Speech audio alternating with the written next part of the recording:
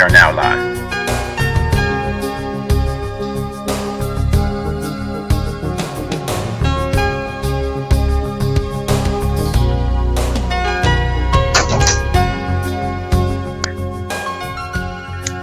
Good morning, everyone. I understand that state law currently requires that the following announcement be made at the beginning of every remote public hearing as follows. Due to the current public health emergency, City Council committees are currently meeting remotely. We are using Microsoft Teams to make these remote hearings possible. Instructions for how the public may view and offer public testimony at public hearings of council committees are included in the public hearing notices that are published in the Daily News, Inquirer, and Legal Intelligencer prior to the hearings, and can also be found on phlcouncil.com. Everyone who has been invited to the meeting to testify should be aware that this public hearing is being recorded. Because the hearing is public, participants and viewers have no reasonable expectation of privacy. By continuing to be in the meeting, you are consenting to being recorded. Additionally, prior to recognizing members for the questions or comments they have for witnesses, I will note for the record at this time that we will use the chat feature available in Microsoft Teams to allow members to signify that they wish to be recognized. In order to comply with the Sunshine Act, the chat feature must only be used for this purpose. Thank you. I now note that the hour has come. Mr. Weiss, will you please call the roll to take attendance? Members that are in attendance will please indicate that you are present when your name is called. Also, please say a few brief words when responding so that your image will be displayed on screen when you speak. Vice Chairman Jones.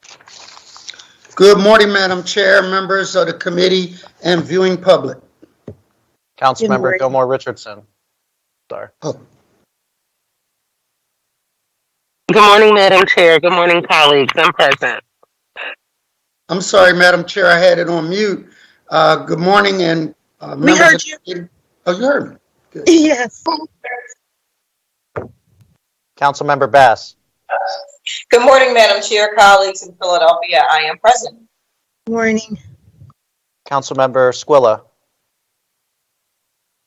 Good morning, Madam Chair and colleagues. Present. Councilmember Dom. Morning, Madam Chair and colleagues. I'm present. Councilmember Brooks. Good morning, Madam Chair and colleagues. I am present. Good morning. Thank you. A quorum of the committee has been established, and this hearing is now called to order. This is the public hearing of the Committee on Housing, Neighborhood Development, and the Homeless regarding Bill number 210920. Mr. Weiss, will you please read the title of the bill? Bill number 210920, amending Chapter 9800 of the Philadelphia Code, entitled Landlord and Tenant, to provide for an eviction diversion program, to make associated changes related to the landlord and tenant relationship, and making certain technical changes, all under certain terms and conditions. Thank you. Before we begin, I'd like to make some opening remarks about this legislation and why it's necessary in order to achieve the goal of decreasing evictions in our city and keeping tenants in their homes whenever possible. For too long, there's been an imbalance of power in the eviction process. Historically, about 90% of tenants facing eviction in Philadelphia did so without legal representation, and the overwhelming majority of those tenants were Black or Hispanic. In 2020, Philadelphians were facing the unprecedented events of the COVID-19 pandemic. Many were unable to pay their rent, which had the potential to cause a historic increase in the number of evictions flooding our courts. With my council colleagues, Helen Gim and Kendra Brooks, we introduced the Emergency Housing Protection Act, an innovative bundle of legislation that established the eviction diversion program that provided renters and landlords an opportunity to reach an agreement without going to court and facing an eviction, which would undoubtedly make finding a new apartment much harder. The eviction diversion program was a piece of innovation that was born during a time of crisis. So far, the program has been an overwhelming success, with 93% of cases that come through the program reaching an agreement without an eviction filing.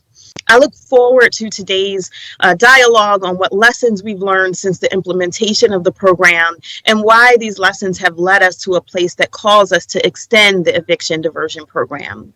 My colleague, Councilmember Gim, was right when she said, every eviction is a policy failure. It is my hope that through extending the eviction diversion program, we can decrease the number of evictions filed in our city and restore power to tenants who previously faced this battle all alone. And with that, the chair recognizes Councilmember Helen Gim, the sponsor of this bill, for opening remarks. Thank you so much, Madam Chair, and thank you to all my colleagues on the Housing Committee. This is a committee that has been pushing forward on model legislation for the nation, not just for our city, that's shown that we can address one of the most pernicious impacts of poverty, which is evictions. We can do it when we put up smart policies. We can do it when we figure out off-ramps to evictions. And I just want to express gratitude in particular to all the individuals and entities that have come together in a really collaborative manner to see our evictions plummet. I want to thank especially our Philadelphia Municipal Courts and President Judge Patrick Dugan, as well as Presiding Judge Matthew Wolf. I want to thank our legal advocates, some of whom are on the call today, but many of whom have been actively participating and supporting this program, our housing counselors. I especially want to thank our city agencies, Eva Gladstein, Ann Fadulin, our PHL Rent Assist program, Melissa Long. The list can go on and on, but our city agencies pulled together in a time of crisis before we even had resources together and put something together that has been cited in national newspapers and by the White House as being a gold standard. Madam Chair, before we launched in, I thought it would be helpful to do a very brief presentation about the eviction diversion program, because I know it's complicated. And it has been evolving over time. So if we could ask Nick Spiva to help proceed with the presentation. And this will be very brief as we go through this. Philadelphia. Sure. This is Councilmember Catherine Gilmore Richardson. I also wanted to ask the bill sponsor, as a part of the presentation, if she would be able to detail the amendments for the record at the conclusion of the presentation. Yes, that is definitely part of the plan. Thank you so much, Councilmember. I wanted to make sure, because I know this has been going through a number of iterations. The most important thing is that I think, as Councilmember Gautier laid out, in September, we came up with an emergency effort to really try to deal with evictions with stay-at-home mandates and other types of orders. But it's very clear that now we are going to move towards long-term sustainable solutions. And that may not include the program exactly as it's formed, but we are on a path towards long-term sustainability and seeing resolution other than eviction moving forward, and then making sure that the evictions that do move forward are ones that require court litigation and oversight. So as you can see here, and I don't know if you can go to full screen to Nick, but if we can go to full screen, that would be really helpful. So Philadelphia has fallen off the list of top evicting cities in the nation. Prior to the pandemic, we were between 19,000 and 22,000 annual eviction filings a year. As Councilmember Gautier said, the numbers are very clear. 74% of evictions involved an African-American resident of Philadelphia. 70% involved a woman. And more than half involved a caretaker, either a parent, a caregiver, or someone who's taking care of someone who is most in need. That meant that our city is impacted with all the 19 to 22,000 evictions that were happening roughly pre-pandemic. As you can see here on the map, the evictions are concentrated in neighborhoods and communities, and they often track regardless of income. You will see higher proportions of African Americans, women, regardless of income, in these tracks. So this is a long-term issue that we need to get to the root of, and we're starting to peel away. We can go to the next slide. As we know, about half of Philadelphians are currently renters. The subprime mortgage crisis clearly impacted home ownership in our city. And as people get back onto their feet or seek other options, about half of Philadelphians are renters. More than 300,000, this includes renters who are already cost burdened pre-pandemic, estimated at more than 300,000 Philadelphians. So we wanted to go through, I think Councilmember Gautier hit on the Emergency Housing Protections Act, which was put in place by this council body in June of 2020, and the eviction diversion program launched in September of 2020. This happened. We launched this effort before there were federal monies promised to us, before there was significant state funding promised to us, and I just want to underscore again that this would not have happened were it not for the deep commitment and hard work of our city agencies, our partnerships with council, with housing counselors and community organizations that really pulled together in a time of crisis. And it's all further proof that when we get structures in place, when we understand what our needs are, and we build off of our strengths, which was a really collaborative effort with our city, our courts, and our advocacy organizations, we can do something that not only works for us, we can prove that it can work for the country. From more than 20,000 evictions filed in 2019. We went down to 4,500 in 2020. We'll be somewhere around 6,000 in 2021. We've effectively reduced eviction filings by over 75%. That is a huge number. And what it shows is that we need off-ramps for an eviction, ones that had not currently existed in our city. We have expedited timelines. This is extremely important for those cases that do move forward. Average case delays in municipal court were around 90 days.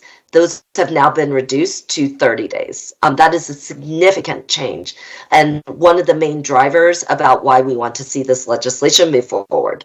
We have a 93% success rate. Out of the several thousand cases that have moved through the eviction diversion program, a overwhelming majority reach a resolution or continue mediation rather than seek eviction. This has been one of the main drivers for the expedited timelines and further proof that people need time to resolve problems rather than an expedited eviction process that is only jamming up our courts and not necessarily solving problems.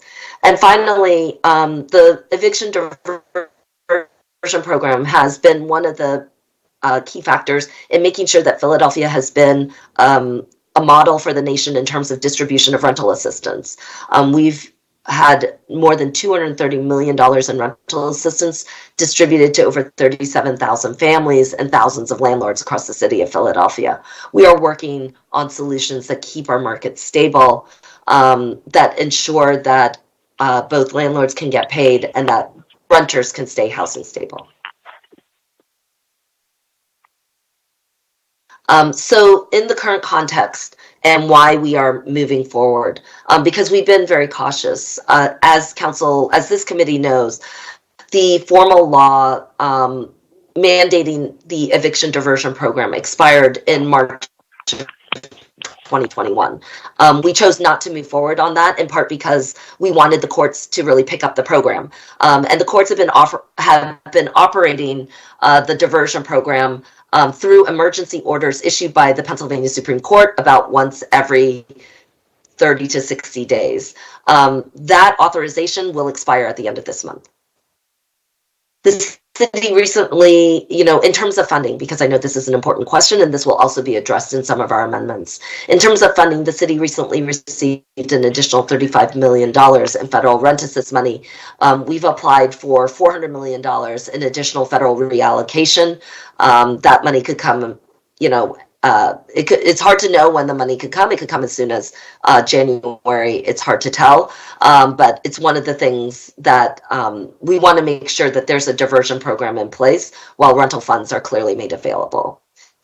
And finally, we have had a wide range of support for this program, not the least of which has included Governor Wolf, Attorney General Josh Shapiro, who's been a huge advocate for the program, our state Senate delegation that fought for rent assistance money, the Philadelphia Bar Association, our housing counselors, and many, many more.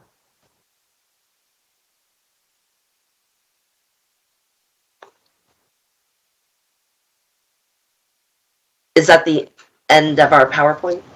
Next.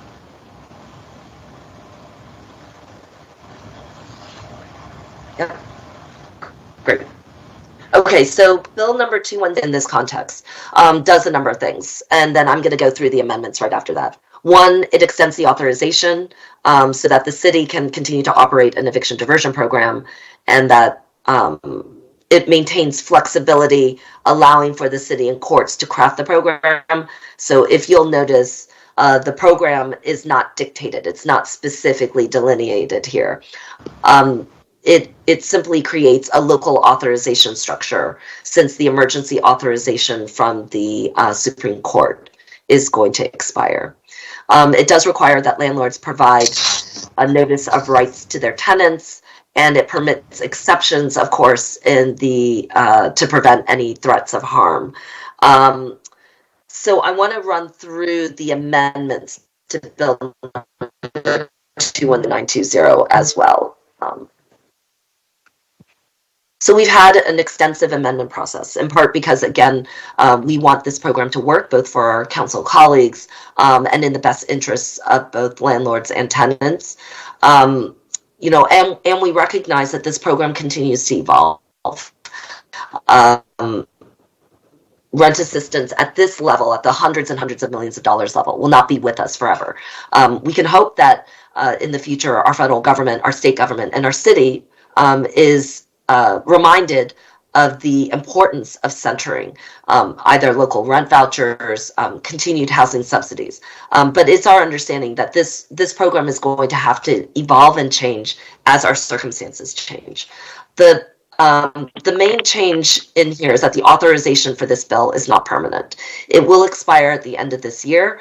Our hope is that we will continue to work with our courts, our city, and our multiple agencies, including advice through the National Center for State Courts, on a long-term sustainable program to see diversion and other types of off-ramps move through our city and our courts without harming tenants or inappropriately delaying due process. Second, it requires that the administration will work with appropriate stakeholders to develop and further enhance the eviction diversion program, including periodic and independent evaluations of the program.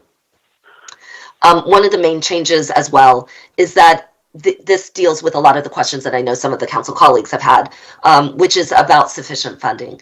It clarifies that it is not council's expectation that the diversion program will continue unless appropriate funding is available. To be clear, the staffing for eviction diversion, which provides the housing counselors, has been funded through 2024. And for that, I'm incredibly grateful to this council body.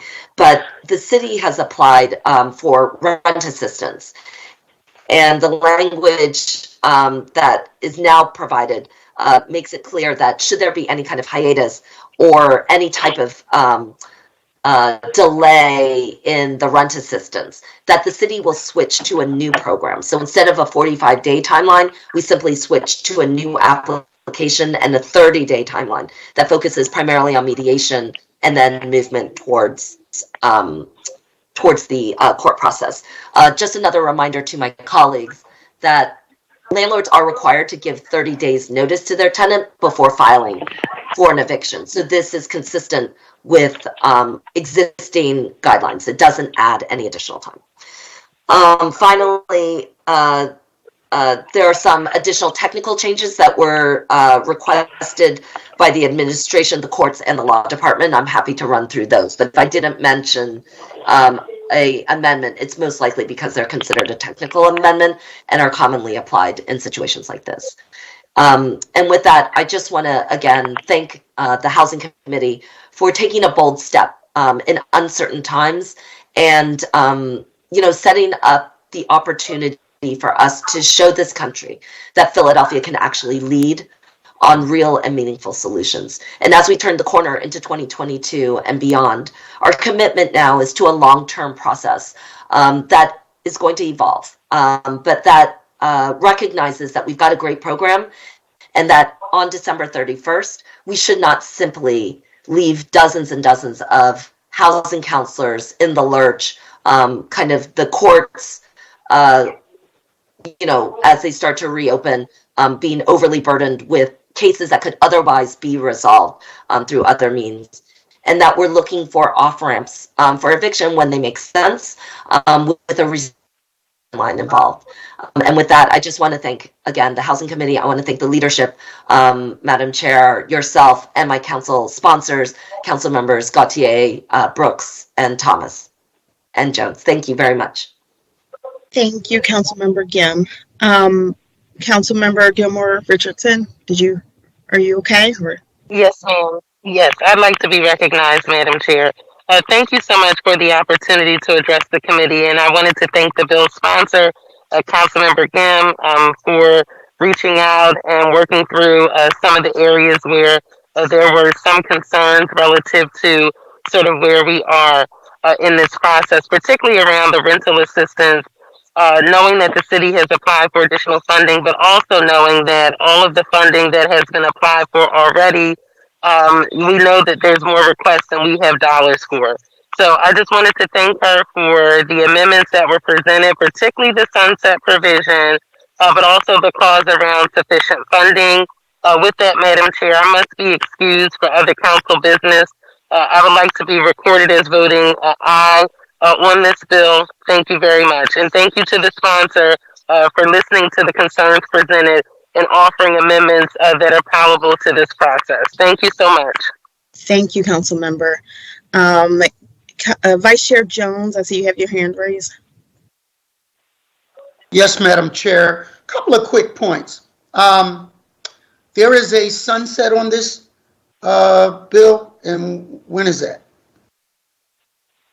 Yes, thank you so much, Councilmember Jones. So we are sunsetting the bill on December 31st of 2022. So it's a one-year provision while we try to move towards a more longer-term sustainable situation.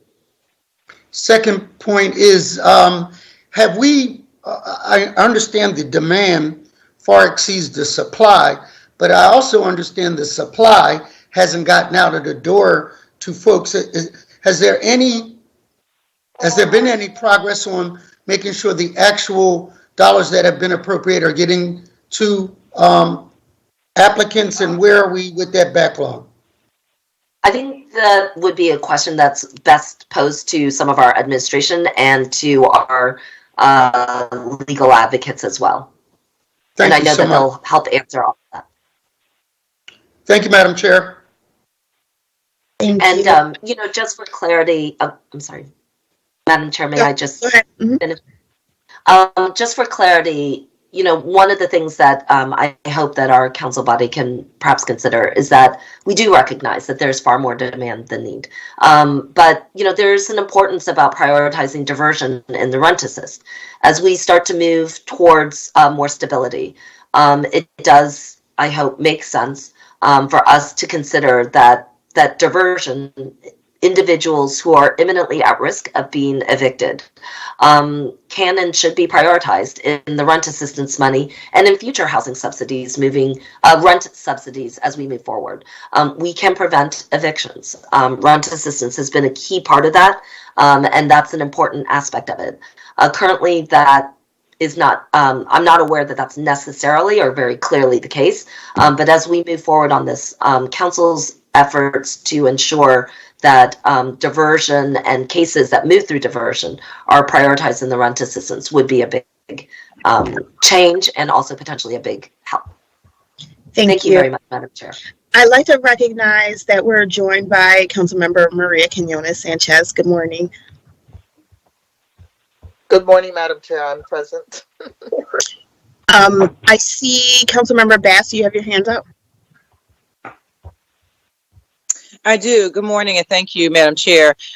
Question for Councilwoman Gimm, the bill sponsor. I wanted to know, I know Councilman Jones had made reference to the sunset, and I know that there's an ongoing process to a long-term solution, and I just really want to encourage, I don't know if you have that laid out yet in terms of how that's going to work in terms of getting to the long-term solution. But I'm just, raising my hand and advocating that the committee as a whole be included in those conversations. Particularly as a district member, I hear a lot from folks who face eviction. I hear a lot from landlords. I'd like to bring all of that to the table, and so I'd love to be a part of the long-term solution. And I know that other members of this body probably would as well. So, thank you. Thank you. I'm happy to work with Councilmember Gimm on that and to make sure that the committee members are included. Are there any other members of the committee that would like to make opening remarks before we move on? Madam Chair, if I may, this is Councilman Sanchez. Yes, please. Thank you. And I know that in the testimony, as the witnesses come forward, a lot of this stuff will be discussed. I think what's hugely important for all the work that's been done up to date is, there was a crisis and there was an immediate response, even though there was a crisis before COVID. But the COVID really gave us an opportunity to do things very differently and think outside the box and engage the courts in a way we hadn't before and engage our stakeholders. I think what's hugely important as we move forward, and this council has never been shy about, is, the core of this has been the housing counseling, the stakeholders group, and the helping of navigating folks. And what I'm going to say, and I say this as chair of appropriations, that we really have to double down on that component of what we're doing as the stakeholders work through how do you make this program permanent and infused into a different way of doing the work. But we have a bottleneck of mortgage foreclosures coming up, and we've been highlighted as the city of mortgage foreclosures. We have bottlenecks that are going to be opening up. And the core to all of this is us making sure that those stakeholders groups who are doing an incredible amount of job, and we're burning them out, right, that we're really committed to that infrastructure. So I want to thank Council Member Gimm, who I know has really worked hard on this, but I also want to thank the city's housing department for helping us with this. And ultimately, this is a money issue. It's a structural issue. It's how we support housing counseling, and then ultimately, how do we create a long-term program to fund eviction prevention, which is homeless prevention, and how do we make sure that those dollars are being leveraged? So I want to thank everybody who's worked this far. I know we still have a lot of work to do in this space, but the crisis created an opportunity, and we need to take advantage of that opportunity and make this something that is permanent, seamless, and protects small landlords as well as protecting the folks in this eviction process. So thank you very much, and thank you to all the folks who've worked hard to get here today. I'm committed. More housing counseling money. Thank you. Thank you. Very important point. Mr. Weiss, will you please call the first panel or witness we have to testify this morning? Alyssa Long. Good morning, everybody. Good morning. Please state your name for the record and proceed with your testimony. Thank you. Yes, I'm Melissa Long, the Division of Housing and Community Development. Good morning, Council Chair Gauthier and other members of the Housing, Neighborhood Development and Homeless Committee and other members of City Council. Philadelphia's eviction diversion program has been a successful partnership among the administration, city council, housing counseling agencies, legal assistance organizations, tenants, landlords, the first judicial district court.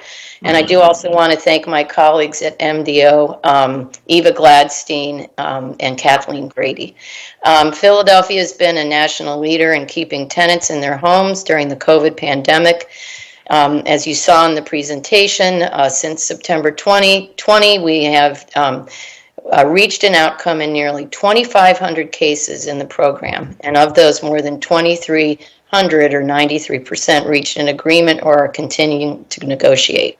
And this level of success would not have been possible without our emergency rental assistance program, which has distributed more than $235 million to 37,500 applicants, and that's just from phase 4. Indeed, without rental assistance, it would be very difficult to run a successful eviction diversion program. I'm pleased to be here today to support bill number 210920 as amended. Thank you so much, and I'm happy to answer any questions. Thank you so much, Ms. Long, for your testimony. I have a few questions for you, and then I'll turn to questions from my colleagues. Sure.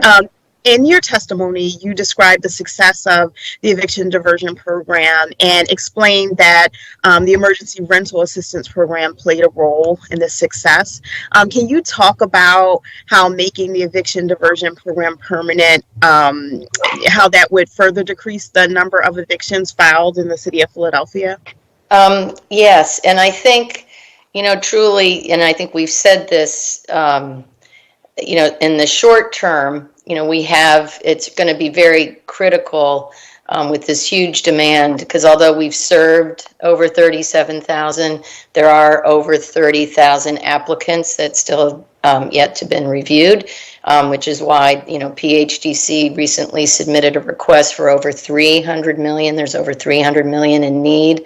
And I do want to clarify, we are still waiting to hear back from Treasury about how much of that we will be awarded in the timeline. So certainly in this short term, the presence of this substantial rental assistance is very, very key. And I think, as Councilmember Gim discussed, we are working partners, and we're happy to include members of this committee in this process, working very closely with the court and the National Center for State Courts in a longer term solution and what that will look like. And I think also continuing to advocate at a national level for permanent vouchers and on a more substantial ongoing rental assistance as well. Okay. What additional supports do you think you need in order to successfully extend this program over the long term? Well, the key one that I just discussed absolutely is definitely resources. And I think, to Councilmember Sanchez's point, ongoing support. I know there are NPI funds that have been identified for diversion for our partners, but, really, we could not do this without our partners. Housing counselors, NACs. I think to Councilmember Jones' question, to help with the bottleneck, diversion partners over the last several months have really all been all hands on deck to work to get those tenants and landlord applications complete, reviewed, and approved. And many, many thanks to colleagues at PHDC. They have dedicated staff to those folks that are in diversion, and really working hard to get those payments out and address what you had mentioned. I think on average it's about 7-8 million a week that we are processing to get into tenants and landlords. So I think it's really critical to recognize, especially the housing counselors and NACs and legal aid providers, that they also are dealing with mortgage foreclosures, and reminding folks in that first quarter, Philly First Home will be starting back. So, really ensuring that our critical partners are supported. Okay, but it does sound like, given the stats of the program, that overall you think it's good and beneficial in our efforts to decrease evictions. You just want to make sure that we have the infrastructure to support it, including the emergency rental and the support to our stakeholders and organizations that are helping us in the effort. Absolutely. And I think big kudos to our partners, like as the, funding changes and the environment changes, they all have been able to pivot and make adjustments. So that's super key. Absolutely. Councilmember Jones, I know you had some questions earlier about the program. Do you want to ask those now? Yeah, thank you, Madam Chair. I guess what I want to know is how do we get that pipeline unjammed? And to what extent is it jammed? I mean, give us some scope. And as I said, I know I can tell you that we're getting $7 to $8 million out each week. I mean, I can go back and see where we are. Although we had a recent influx of about 30 million, that's probably only going to get us through the end of this month, maybe very early January. So I can definitely get back with you. So let me rephrase the question. How long does it take for an applicant to actually be processed and receive rental assistance? Again, I can go back to my colleagues at PHDC to give you an average, and a lot of that is dependent on making sure that all of the documentation is in, and that's why it's so critical that our housing counselors and NACs are assisting tenants in getting that documentation, getting it uploaded, and if they have to go back, there's a lot of even though the Treasury has a more flexible program, we still have to ensure that the applications are complete. But I can try to, I'll go back and get you an average. Well, my office receives a lot of those frantic calls about evictions, but I also get those calls from property owners saying my mortgage is due and I can't evict anyone, and if there is going to be assistance to them, we'd like it to hurry because some of the banks are not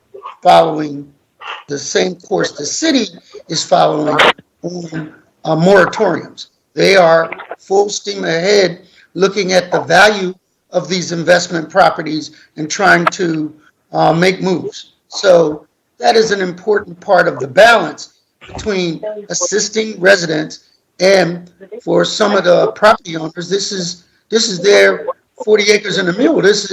I worked at a post office all my life, bought 2 properties, and now I can't, in my retirement, get that retirement income.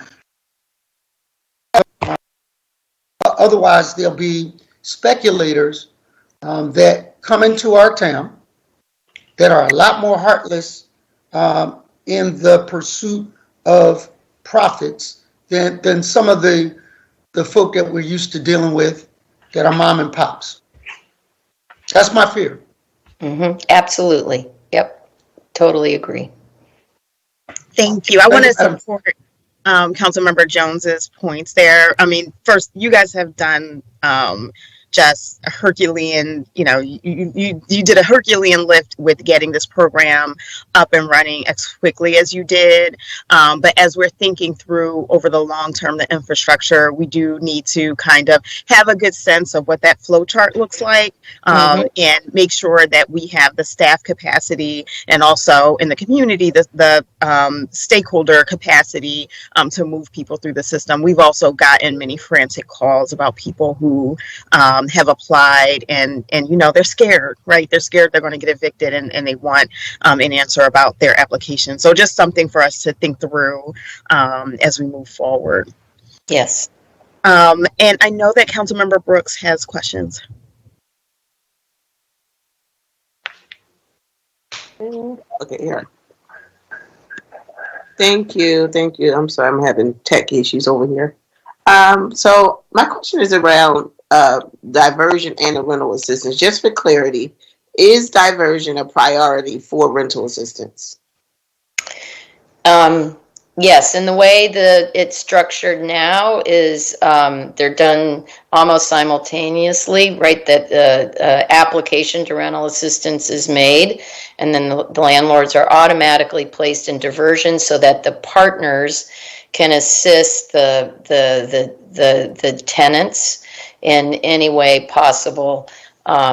to help with the application. They go through triage. I know Cora Good Shepherd is doing mediations when there's difficulty that we need a mediator with landlord and tenant. So they work hand in hand. So as the program continues to roll out, is the funding prioritized for diversion as part of this rental assistance program?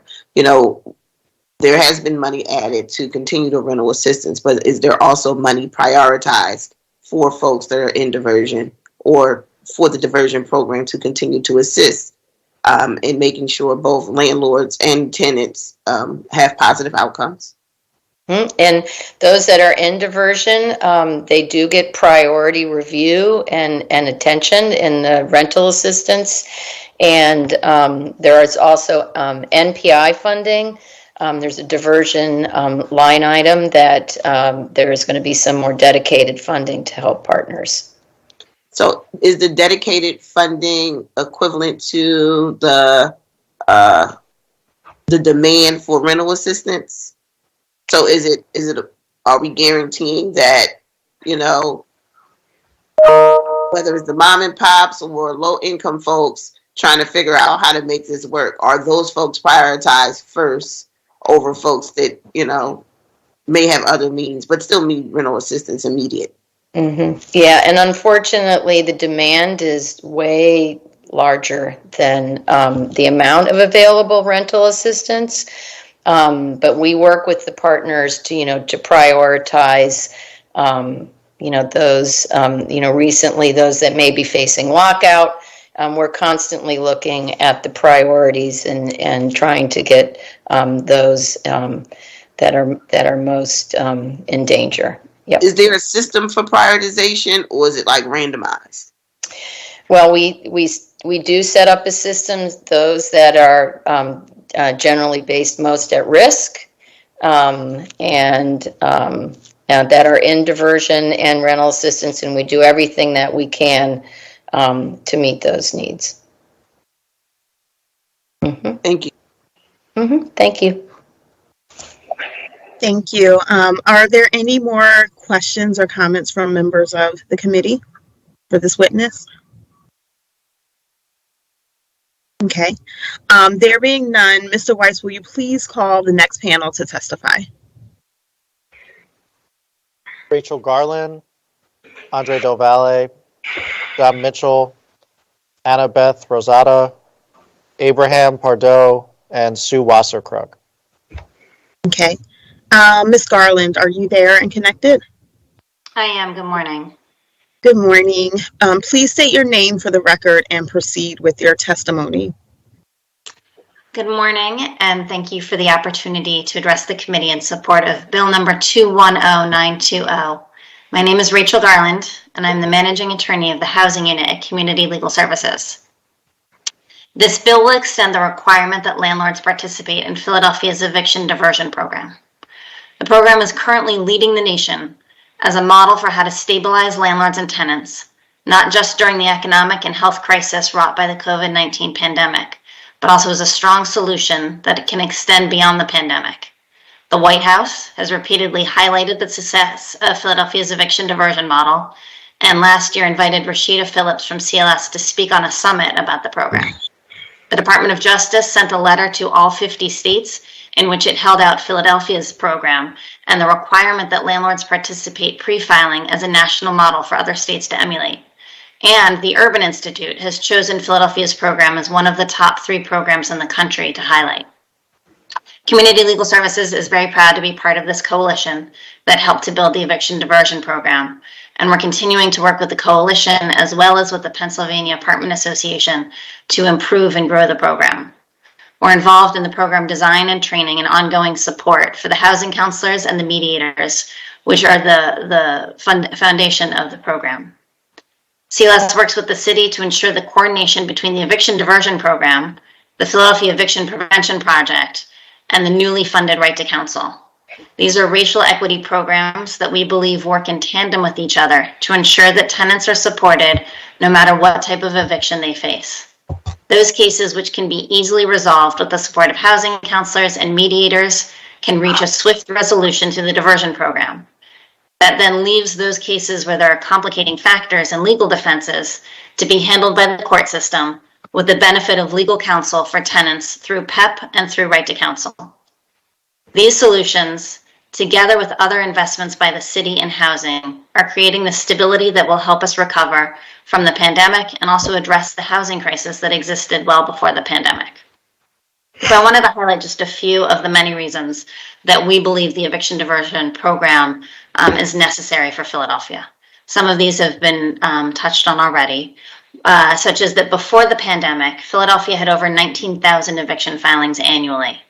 These eviction filings overwhelmingly affected Black, female-led households, creating a cycle of evictions that forced many households of color into a downward spiral economically, educationally, and employment-wise. Just this past year, thanks to the success of the diversion program, there have been approximately 6,000 eviction filings. This is an incredible reduction in eviction filings and has enabled households most at risk of harm, both due to Philadelphia's high eviction rate and due to COVID-19, to maintain some stability during this very destabilizing time. The diversion program has a success rate of over 93% when landlords and tenants both engage with the process. The eviction diversion program, as you know, matches tenants with Philadelphia's well-trained, nationally renowned housing counselors. The housing counselors meet with the tenants, they review their finances, they help them connect with rental assistance and other resources, and they help support the resolution by attending the mediation session themselves. Good Shepherd Mediation coordinates volunteer mediators who use their skills to help reopen lines of communication, resolving not just the immediate issue, but laying the foundation for landlords and tenants to be able to resolve future issues as they arise so that the cycle of evictions and court filings is broken. Just a year ago, landlords who filed an eviction case in court were facing a 4 to 5 month wait for a court hearing due to the backlog and volume that was overwhelming the court system. Thanks to the diversion program and the court requirement that landlords participate in the diversion program, the court has been able to catch up and ensure that landlords who need speedy hearings are able to get them within 30 days. The reason why we are now turning to City Council for help in continuing this requirement is that without the diversion requirement, Philadelphia risks becoming overwhelmed again by cases that are going through the court system that could otherwise be easily resolved through diversion. If we want to help the court keep a speedy trial schedule to be able to get to hearings within 30 days, it's imperative that we have a diversion program that allows cases that can be resolved through diversion to go that route first before going to court. Currently, there are over 30,000 rental assistance applications still pending. If the requirement ended and all of these landlords were to file an eviction case, the court would face more than a year's worth of eviction filings in the span of a week, which would take over a year to schedule. This diversion requirement ensures that those cases which need speedy trials can receive them, and that those cases that can be resolved have the opportunity to do so.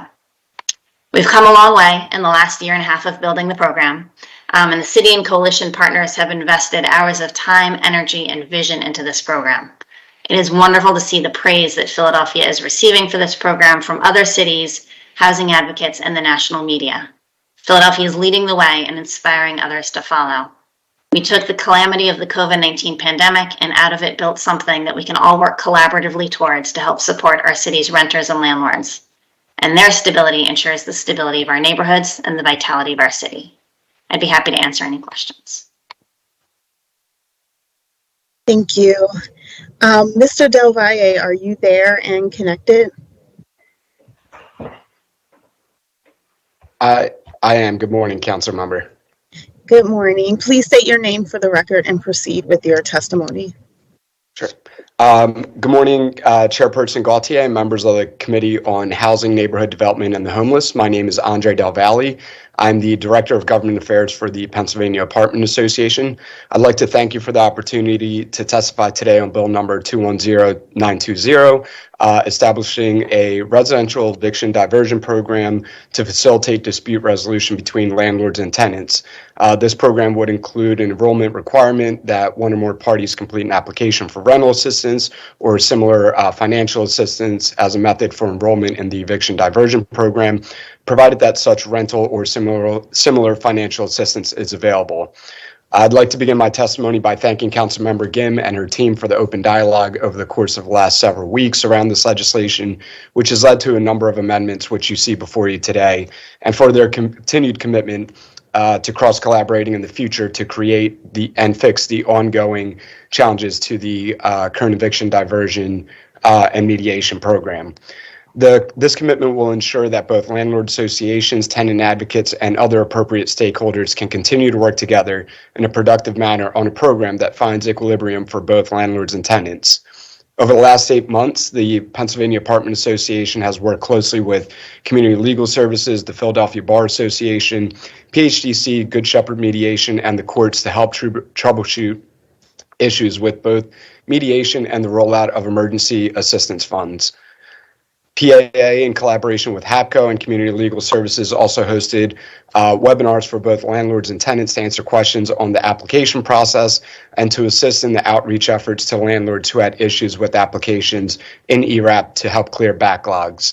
Unfortunately, many of our members are still awaiting payments from ERAP, with some taking up to 4 to 6 months from application approval to the payment being received, with no reallocation timeline from U.S. Treasury, putting them in a hiatus period of non-payment while waiting for this reallocation of emergency rental assistance funds.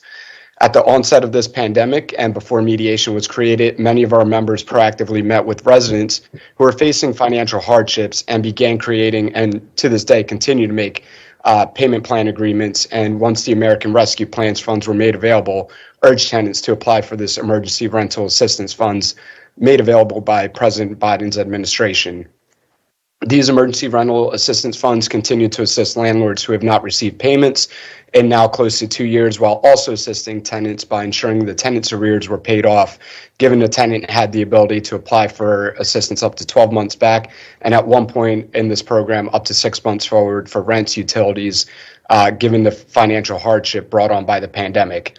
Unfortunately, the current funding levels of ERAP in Philadelphia does not allow the future payments component, but we are optimistic of the budget ask that, or the reallocation that the city of Philadelphia recently made. The amendments before you today are crucial for our industry, and once again, I'd like to thank Councilmember Gim for those, as we are committing to working with the city, courts, stakeholders, and all those appropriate stakeholders, including Community Legal Services and the Philadelphia Bar Association, on what the future of mediation in the diversion program looks like for both landlords and tenants in the city of Philadelphia. We hope in the future to reduce the timeline of mediation, which has been one of the biggest challenges for landlords across the city of Philadelphia, while incentivizing the program for all parties. Our intent is also to assist in streamlining the process that ensures proactive engagement by both landlords and tenants working with the city, courts, and all appropriate stakeholders. The amendments before you today include a sunset provision expiring December 31st, 2022, while ensuring stakeholder engagement from both landlords and tenants to ensure that they are at the table to frame productive changes to this program in the upcoming months.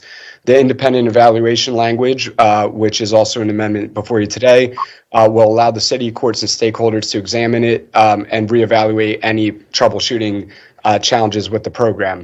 The sufficient funding language ensures that the city is not disingenuous in its approach of having both landlords and tenants apply for funding that is not available, as we believe is already the case currently in the city of Philadelphia, with more applications coming in than what is available to be dispersed.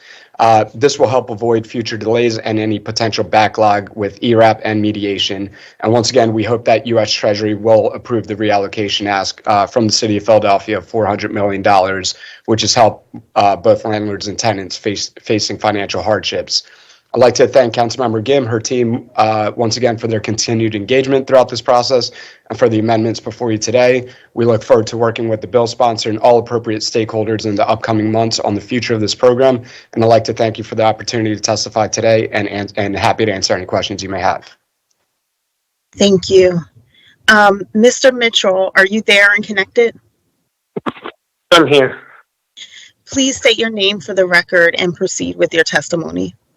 Sure. My name's John Mitchell, and good morning, everybody. Thank you for giving me a chance to tell my story. My name is John Mitchell, and I'm here to support the eviction diversion program and bill number 210920. I participated in the eviction diversion program as a tenant. My story is that I worked in a restaurant and we were hit pretty hard due to COVID-19 and all the shutdowns. We were pretty much shut down first and reopened last. So, I lost a lot of money because of that. I actually was happy that the way Philadelphia took COVID-19 so serious, and I was glad that they were so clean, and it made me feel really safe. My mother has asthma and COPD and is not in the greatest health, so it really, really, that was so important to me. It's just, I happen to work in a restaurant, and I got the short end of the stick on that. I'm sorry, I got some notes here. I can't even read it.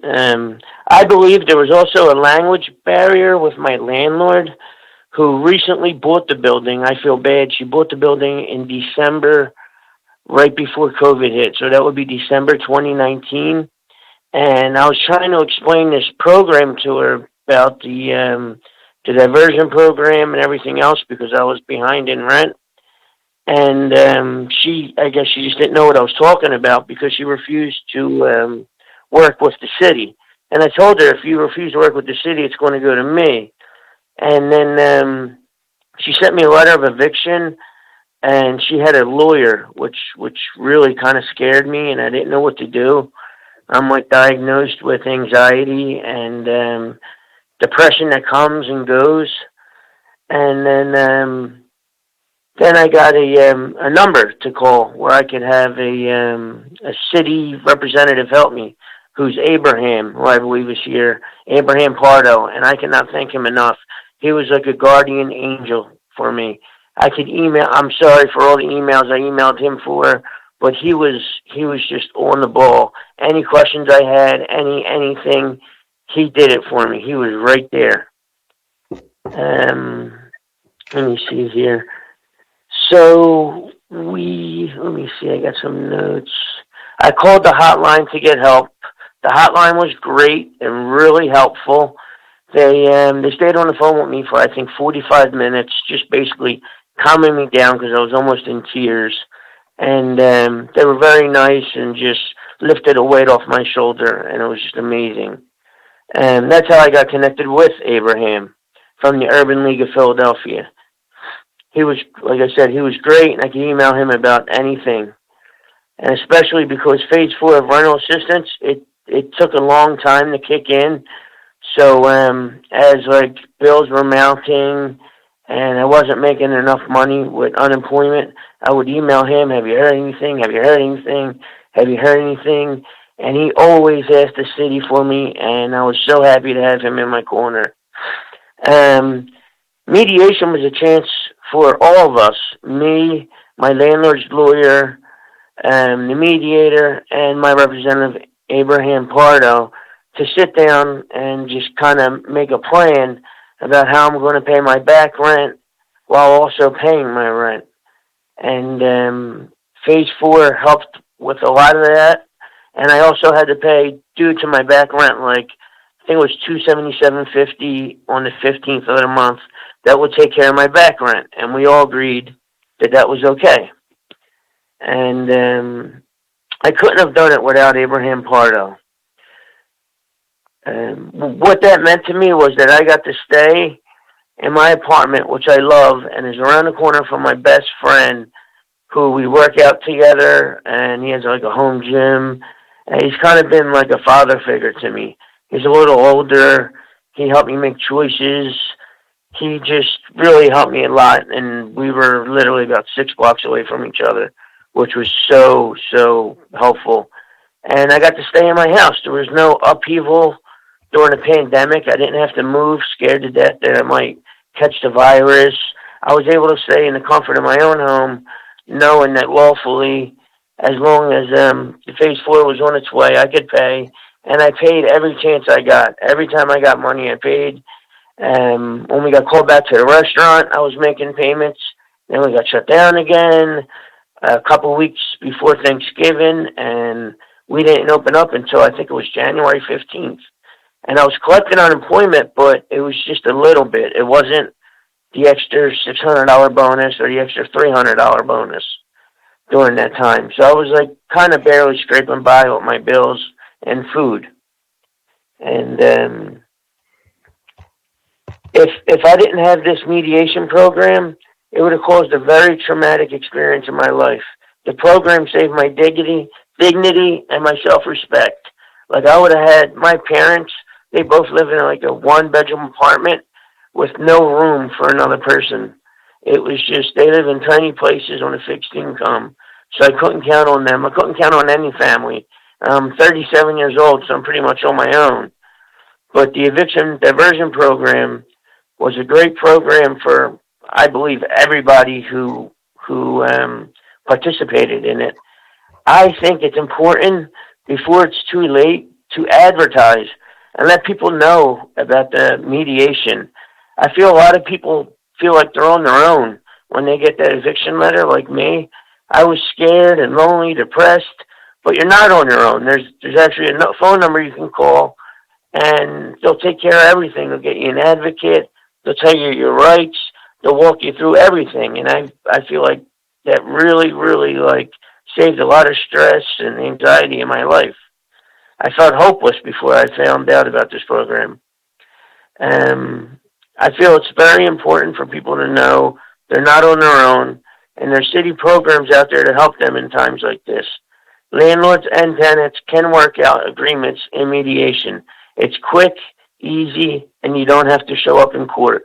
Like, I don't live far from the courts, but say I lived all the way up in the Northeast, and I had to take 2 buses and a train and be scared to go to court. It would really be stressful for people like that. And I encourage city council members to support the eviction diversion program. And if anybody has any questions about my experience, please ask them to me. Thank you so much, Mr. Mitchell. Thank you for sharing such a personal story with us. And thank you also for walking us step by step through what it was like to go through this program as someone facing eviction. We appreciate you. Of course, I appreciate the city for all your help. Thank you. Ms. Rosada, are you there and connected? Hello, yes, I am. Can you please state your name for the record and move forward with your testimony? Good morning, and thank you for the opportunity to the committee, or to address the committee in support of Bill number 210920. My name is Annabeth Rosado, and I work at United Communities of Southeast Philadelphia. I'm a housing counselor, and I work in the eviction diversion program. I help tenants participate in mediation. United Communities is a community partner that provides assistance to our community through our benefit access center, case management services, and our housing counseling services. I support the eviction diversion program because it helps to repair relationships and rebuild trust between tenants and landlords. I believe all tenants and landlords should have an opportunity to mediate. Eviction should be the last option, not the first. Housing counselors help connect tenants with resources. We complete budgets to see where the tenant's money is going. We connect tenants with rental assistance and negotiate sustainable payment plans with landlords. It's not enough just to have rental assistance. Housing counselors help tenants and landlord navigate the application process, provide the right documents, and get status updates. I've helped many landlords in mediation understand that the holdup isn't necessarily the tenant. I explained the process to obtain rental assistance, and that we need time to get the money instead of going straight to evict the tenant in the court process. Housing counselors help connect the dots for tenants and avoid disruptive and costly evictions. One time, I helped the brother and sister avoid eviction. The sister co-signed but then moved out of the property, and the brother fell on hard times because of the COVID shutdowns. He recovered but didn't have the same income once he obtained new employment. We negotiated a graceful exit, meaning that the brother agreed to move out in 30 days. The brother moved out and found a more affordable option, staying with a friend. The sister avoided an eviction court filing that could ruin her chances of finding future housing, and the landlord avoided a lot of stress and going to court. No legal fees, no filing fees, and no worry about who's in the unit and the ability to rent to someone else right away. I believe it's really worth a shot to try mediation. Personally, growing up, I've seen a lot of people go through the eviction process and feel like the city was just for landlords or in support of the landlords in this process. Mediation is different, however. We work as a team to find out what's possible and provide sustainable agreements that work for all sides. Tenants have hardships, and sometimes they can just agree to any number for a payment plan. However, in mediation, we walk through what's sustainable based on their budget, and that works out better for the tenant and landlords and stopping evictions. We can't go back to over 20,000 eviction filings every year. We have built an alternative, and we've proven it can work. I urge City Council members to support this legislation and make the eviction diversion program permanent here in Philadelphia. Thank you. Thank you so much. Mr. Pardo, are you there and connected? I'm here. Good morning. Can you guys hear me? Good morning. Yes, we can hear you. Please state your name for the record and proceed with your testimony. Good morning. This is Abraham Reyes Pardo with the Urban League of Philadelphia. So what can I say that John didn't already say for me? Right? So I'm here in support of Bill 210920. My name is Abraham Reyes Pardo, and I'm the Director of Housing at the Urban League of Philadelphia, a HUD-approved housing counseling agency. I'm a part of a team of 7 HUD-approved housing counselors dedicated to provide guidance for tenants participating in the eviction mediation program. Back in September of 2020, the Urban League of Philadelphia was prompt to answer the call from the City of Philadelphia and join the then emerging eviction diversion program. And here we are, almost 15 months and thousands of cases after. To say that the coalition of agencies led by the city has made this a very successful program will be an understatement. Many of the cases entering the process have been resolved or discontinued before the scheduled hearing, which also means less stress added onto an already overloaded court system. In addition to providing a safe space for review to review these cases in detail, the existence of this program has allowed us to look closer at and address some of the current fair housing violations that otherwise will have gone unreported. Part of the cost being the dynamic between landlords and tenants. Some tenants can choose to forego basic living conditions in fear of retaliation in the form of excessive fees or an eviction filing. With a handful of firms filing the vast majority of eviction cases, the program helps us to identify areas for collaboration. We continue to learn from each other's perspective, having the concerns of tenants and landlords at stake.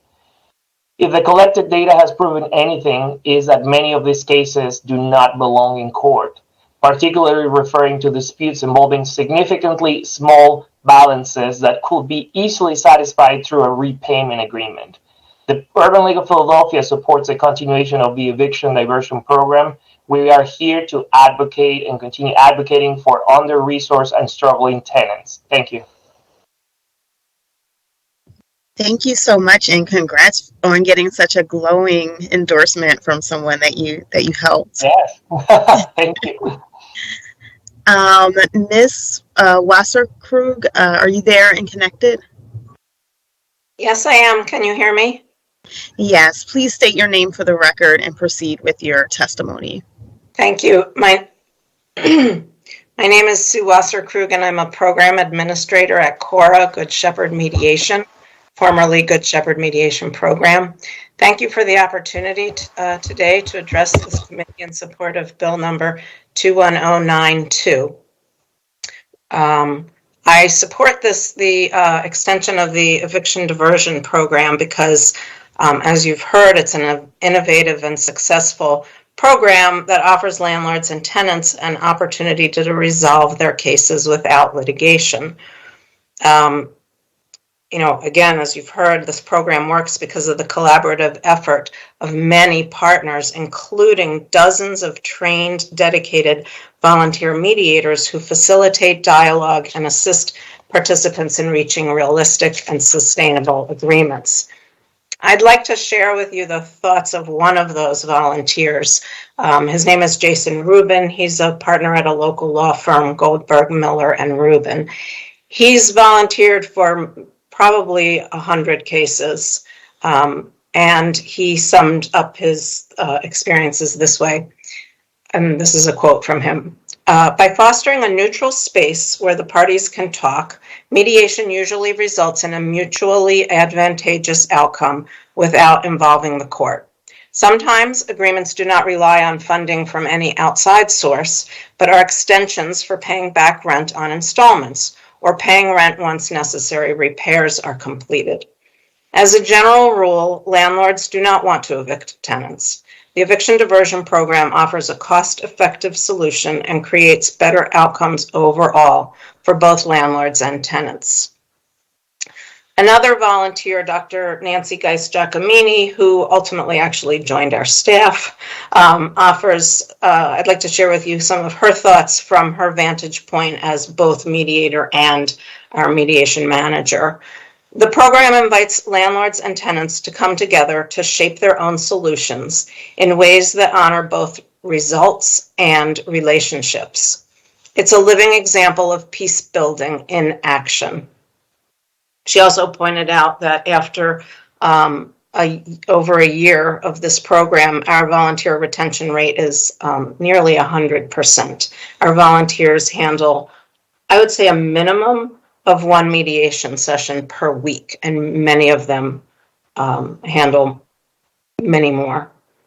Of course, we hear from tenants every day thanking us for the opportunity to express their concerns in a way that is accessible, empowering, and safe.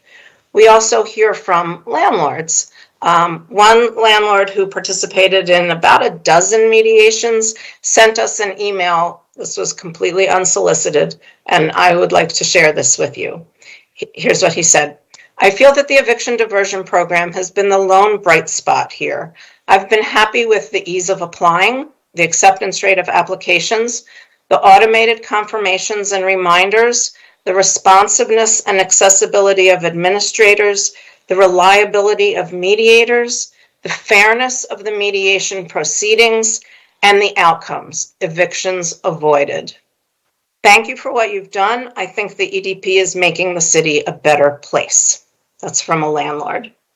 I'm not sure there's much more I can say, but when landlords and tenants are empowered to tackle their issues together, the result is not just a win-win, which mediators are fond of saying, but it's a win-win-win, as you may have heard me say.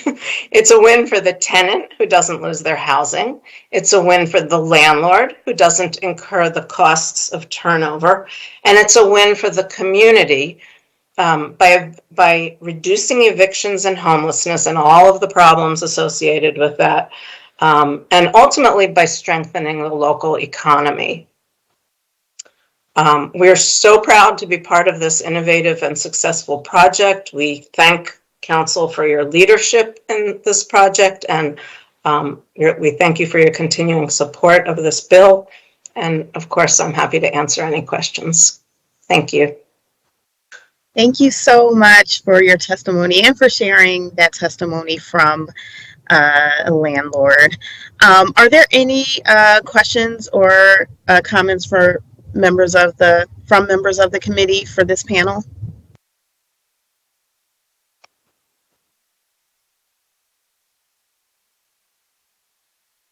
Okay.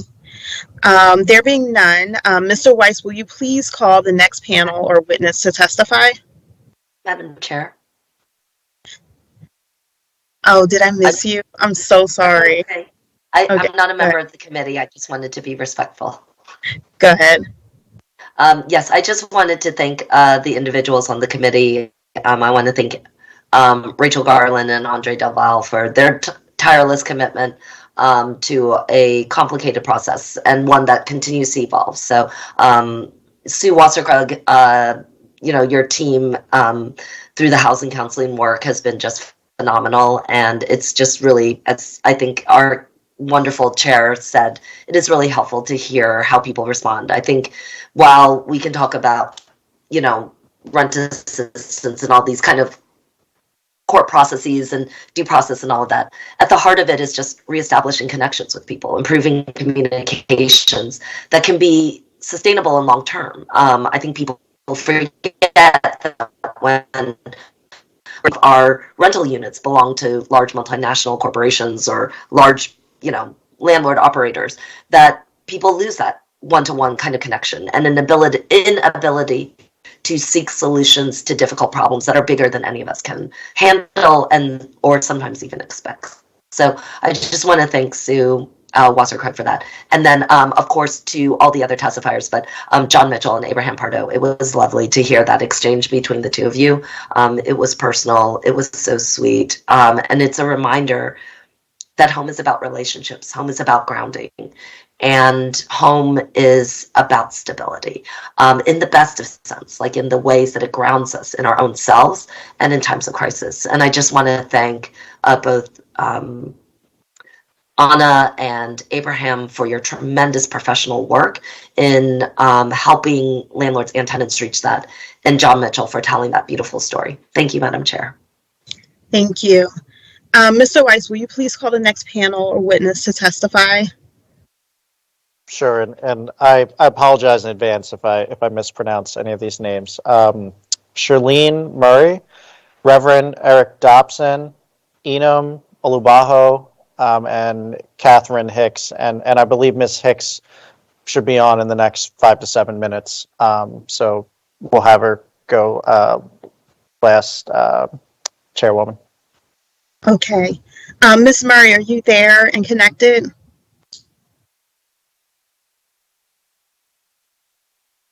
Charlene Murray, are you there and connected? Okay. Madam Chair, she would have to press *6 on her phone. Oh, okay. Ms. Murray, if you're there, Good morning. you press? Good morning. Please state your name for the record and proceed with your testimony. Okay, give me 1 second. Good day, City Council members and all others attending this meeting. Let me start by saying I greatly appreciate this opportunity to share my story while also being a voice for so many others. My name is Shirlene Murray. I am a 55-year-old mother to 3 grown children and a self-employed licensed family child care provider since 2008 prior to COVID. I am here today to voice my strong support for Bill number 210-920 to keep the eviction diversion program here in Philadelphia.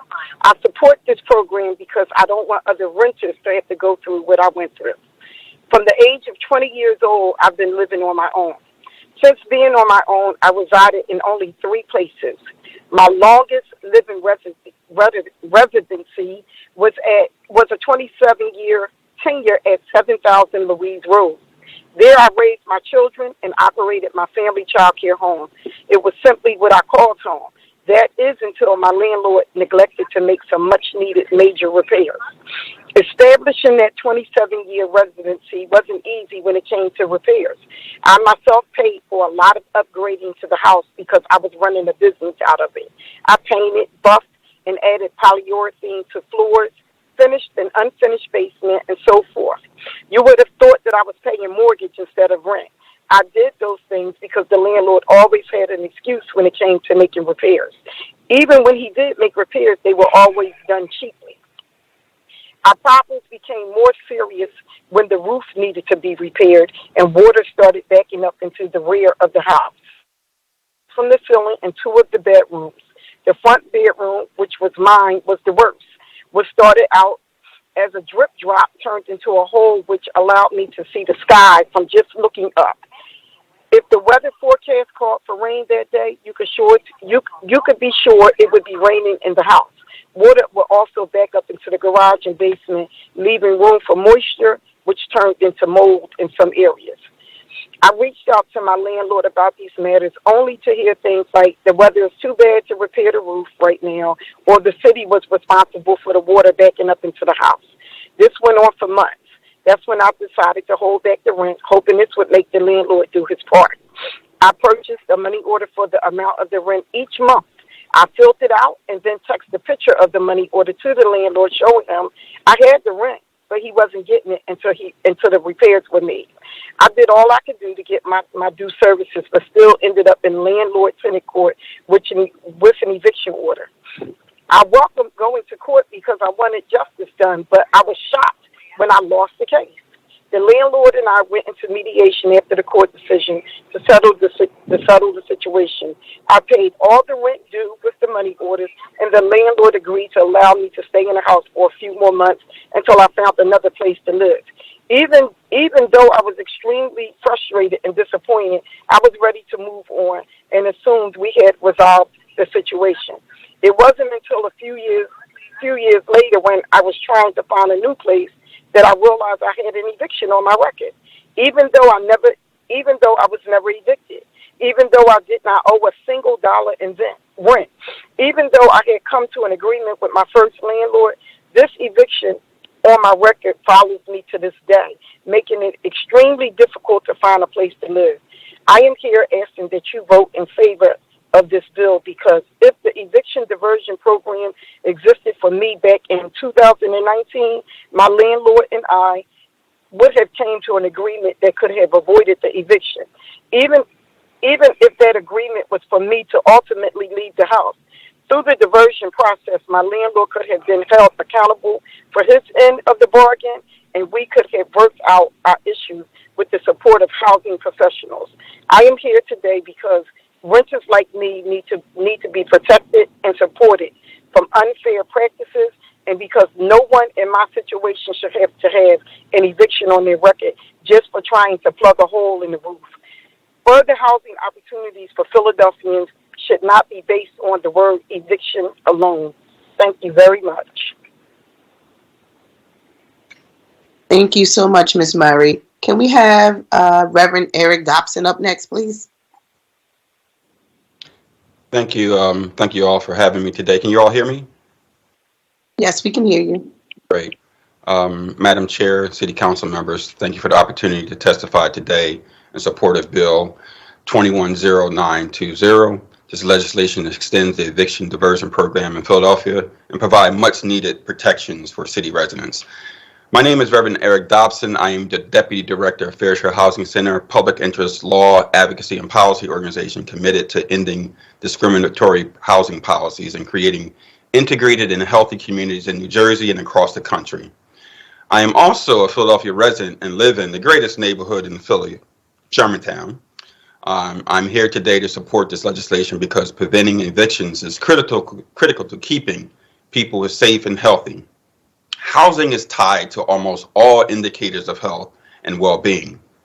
When someone has a stable living situation, they are also more likely to have employment, attend school, have access to food, keep doctor's appointments.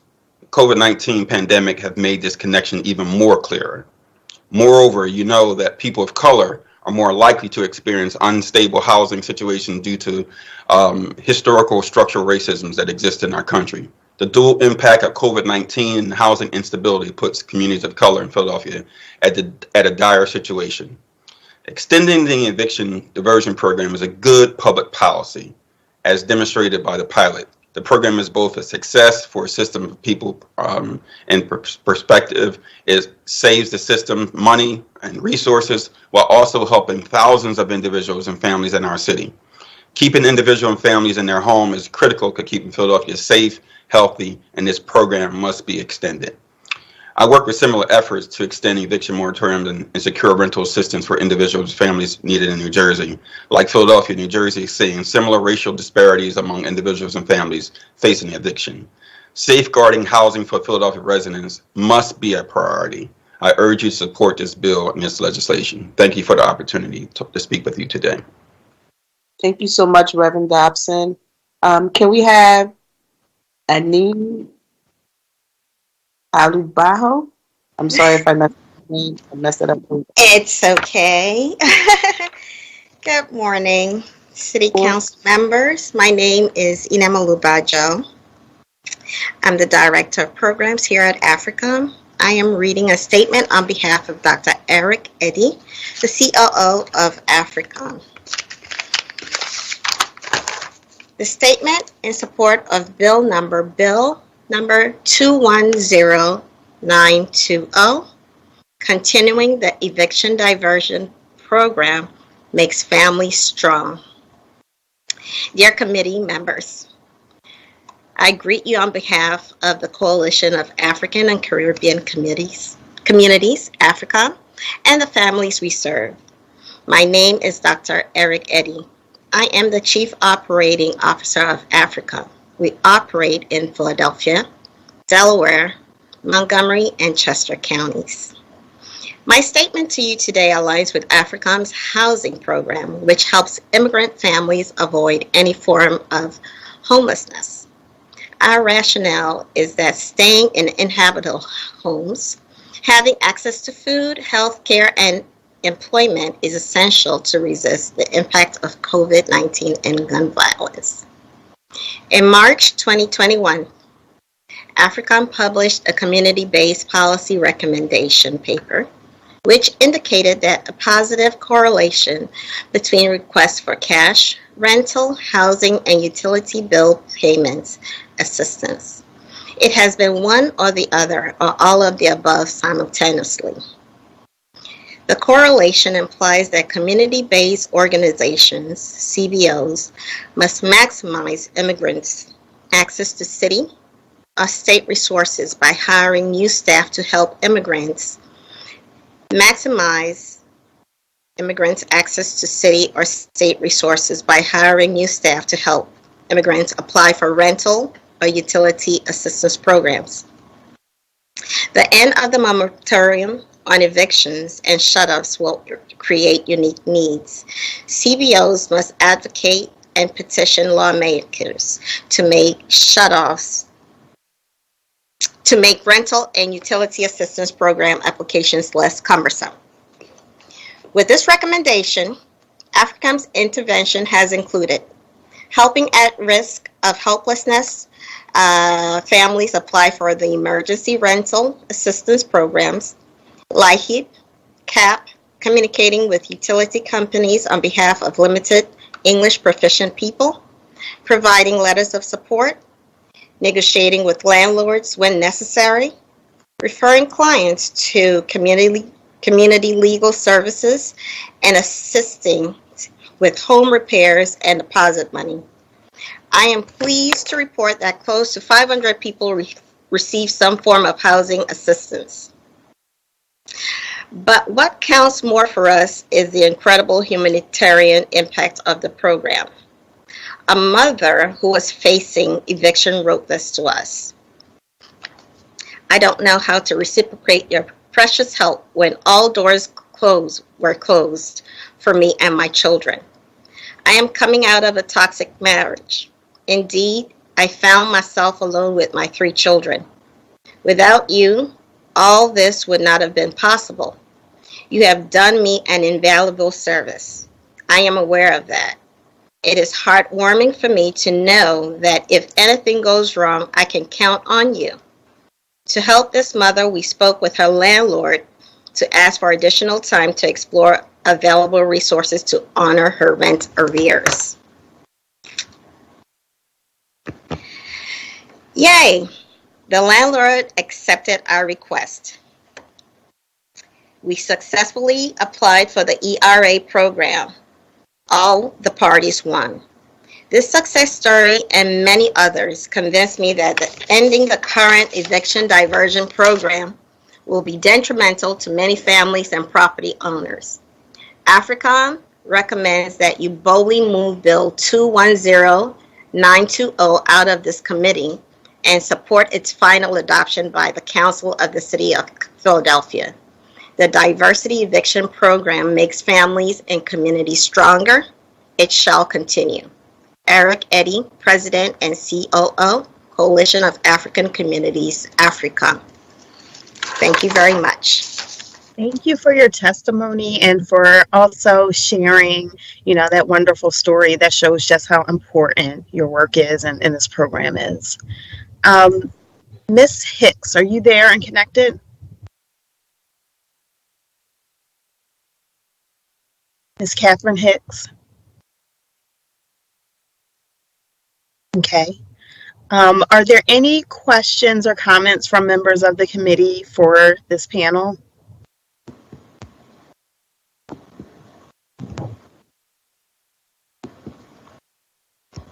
Okay. There being none, Mr. Weiss, will you please call the next panel or witness to testify?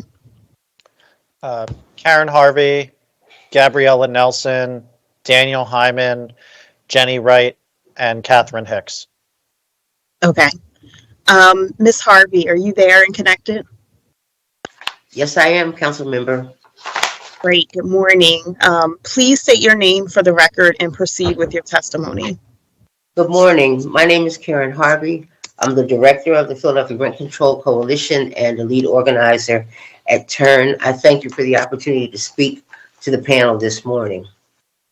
Shay Walker, not her real name, has given me permission to tell her story. Shay is a 27-year-old single black mother of 3 who lives on my block. I first came to know her through her children playing with my 9-year-old twin granddaughters when they visited me during the summer of 2019. Shay works 30 hours a week at a neighborhood bodega. She makes $7.80 an hour and receives no medical benefits. Her income is supplemented by a DPA grant, which includes cash, medical benefits, and food stamps for herself and her children. At the height of the pandemic, the store where Shay worked closed when the owner's wife was hospitalized with COVID. While Shay had about $500 in savings, she was dependent on her job to pay her rent. For a while, she was able to stave off her landlord with the promise of paying what she could when she could.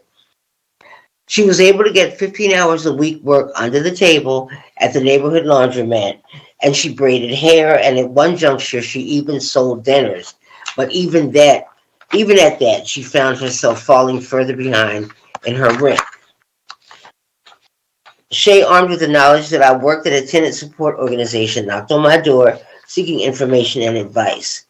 As she explained her situation, I knew immediately that she was and is specifically the type of person who could benefit from the diversion program and whom it was created for. However, because Shay was several months behind in her rent, she doubted her landlord would be willing to wait the many months it would take for reimbursement by the program. But we had to try.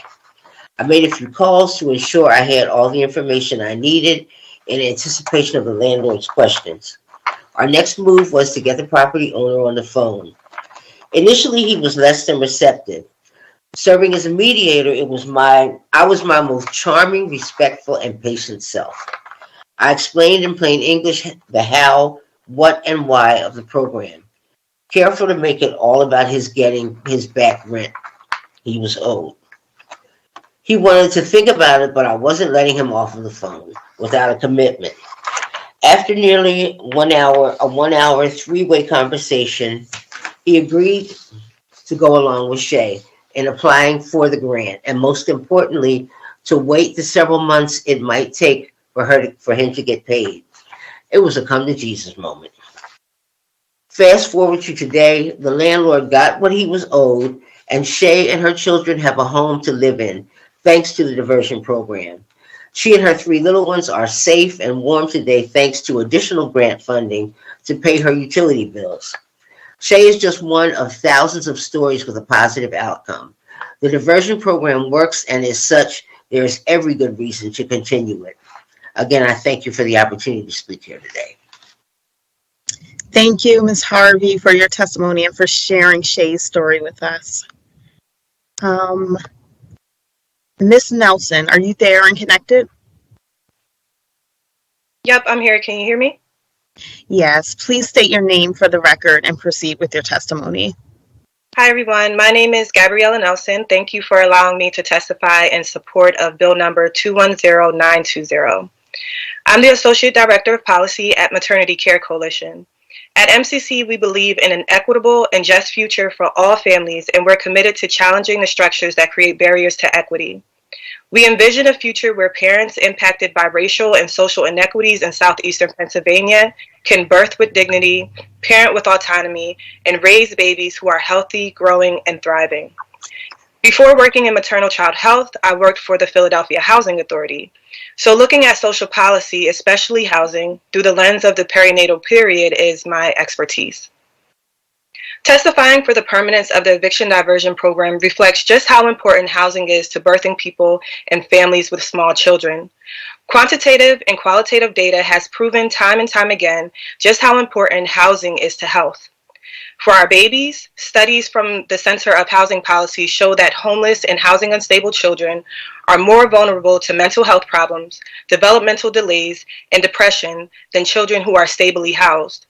Frequent moves, living in doubled up housing, eviction, and foreclosure are also related to elevated stress levels, depression, and hopelessness. For birthing people, the National Institute of Children's Health Quality reports that chronic stress, like the kind created by housing insecurity, is a critical contributor to preterm births.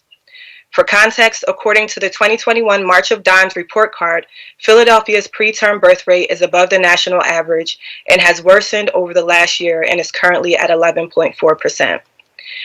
It's no surprise that evictions and unhealthy birth outcomes in Philadelphia disproportionately impact Black women and their families.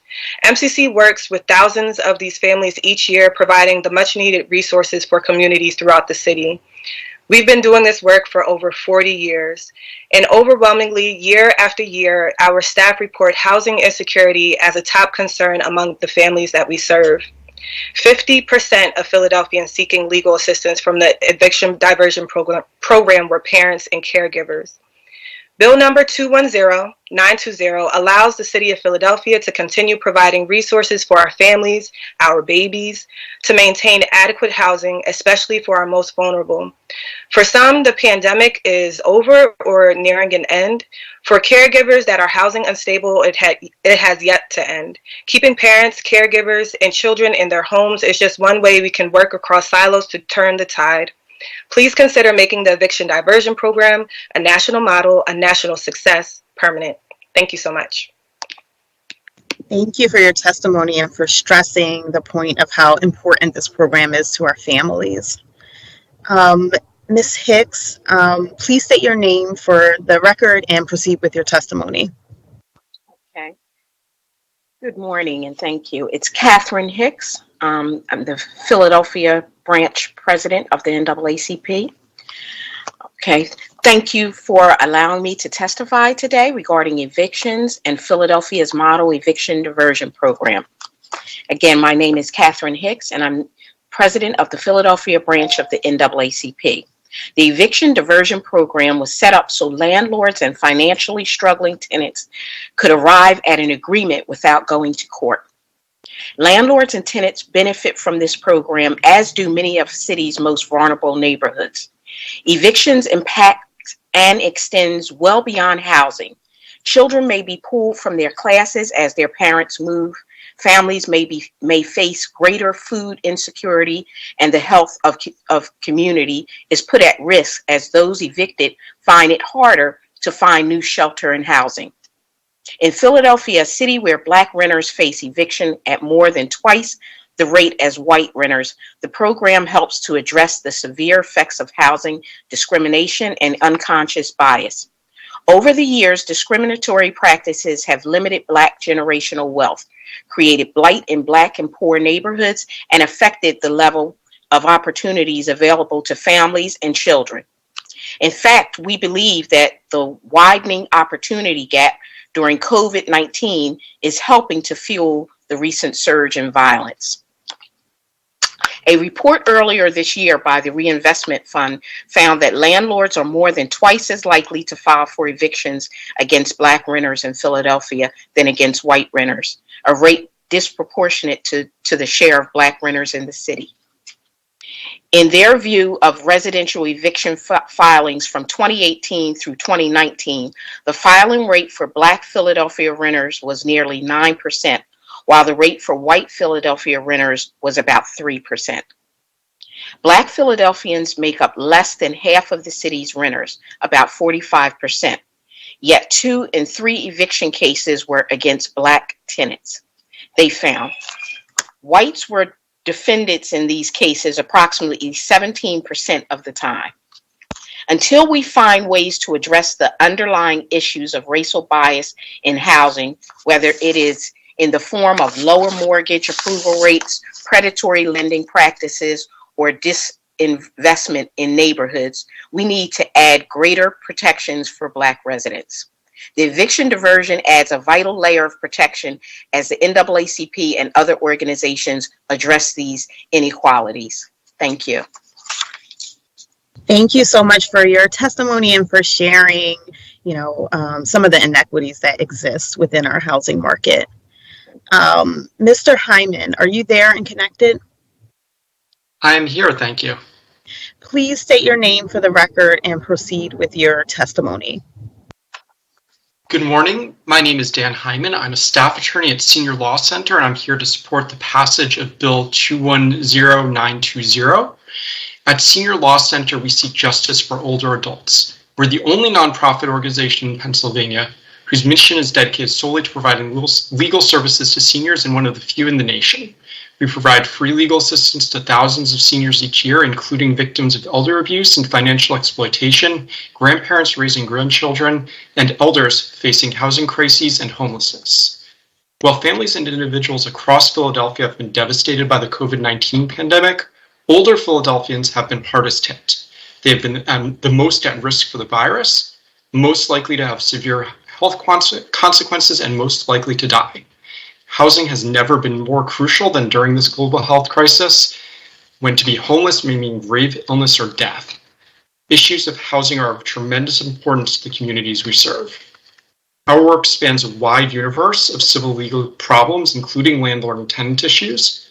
We represent people 60 years of age and older. We represent tenants facing eviction, lack of repairs, or discrimination. We also represent landlords who are facing abuse or financial exploitations. Our clients' homes are often also home to multiple generations of family, including children that grandparents are raising in Pennsylvania. We support today's legislation to continue Philadelphia's highly successful eviction diversion program.